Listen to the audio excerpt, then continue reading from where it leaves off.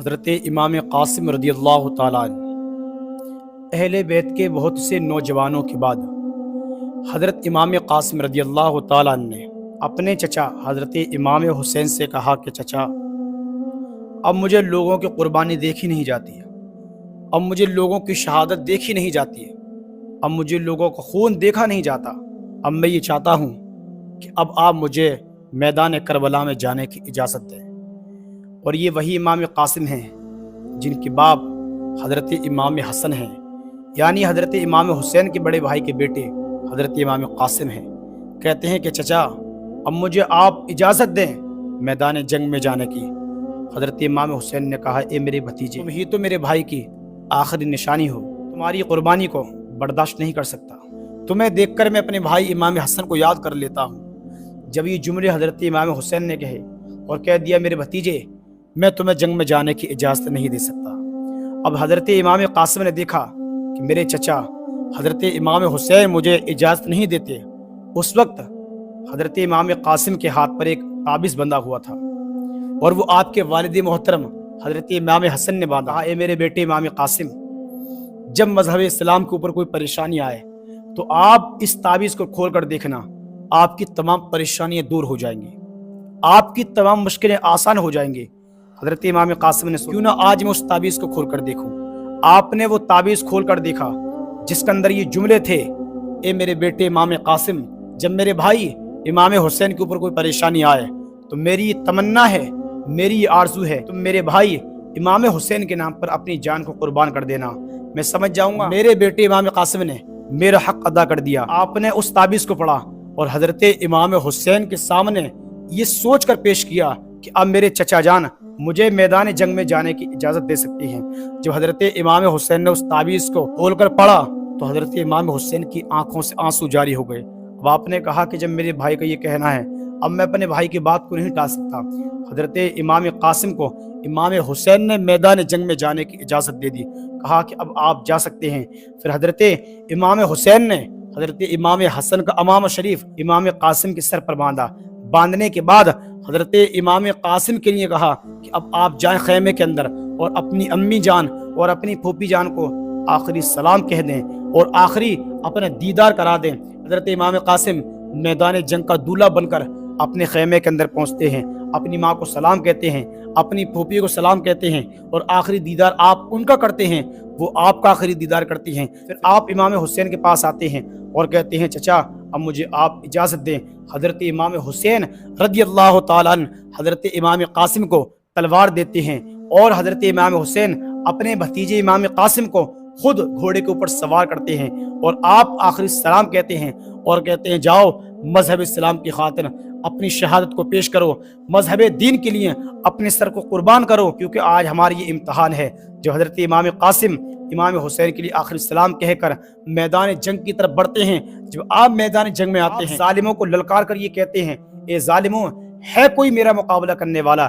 ہے کوئی جو میری تلوار کے آگے اپنے سر کو کٹائے؟ ظالموں نے امام قاسم کی آواز سنی، ظالموں کے اندر ہیبت طاری ہو گئی۔ کہا یہ تو حضرت علی کا پوتا ہے، کہا کہ یہ تو امام حسن کا بیٹا ہے۔ آپس میں وہ لوگ کشمکش میں پڑ جاتے ہیں، کہتے ہیں کہ تو اس سے مقابلہ کر، کوئی کہتا ہے کہ تو جا، کوئی کہتا ہے کہ تو جا، کوئی بھی امام قاسم کے سامنے کو تیار نہیں ہے۔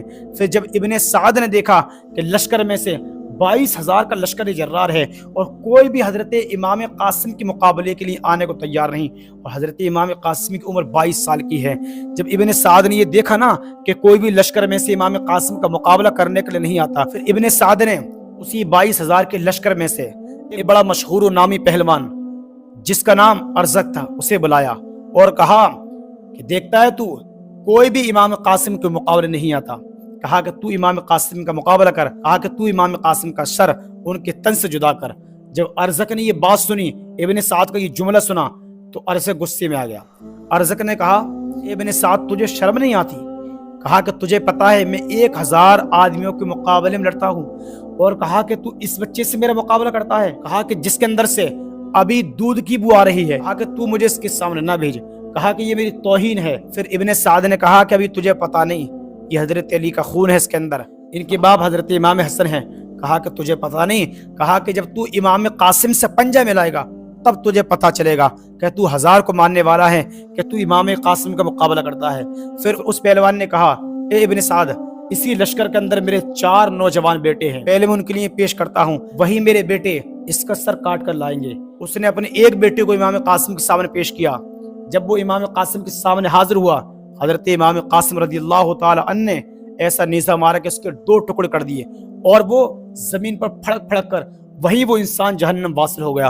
फिर उसने अपने दूसरे बेटे को, तीसरे बेटे को, चौथे को, इसी तरह इमाम कासिम ने उसके 4 बेटों को जहन्नम वासिल कर दिया। अब जो पहलवान था उसका चेहरा उतर गया, गुस्से से लाल पीला हो गया, वो दिमाग से पागल हो गया।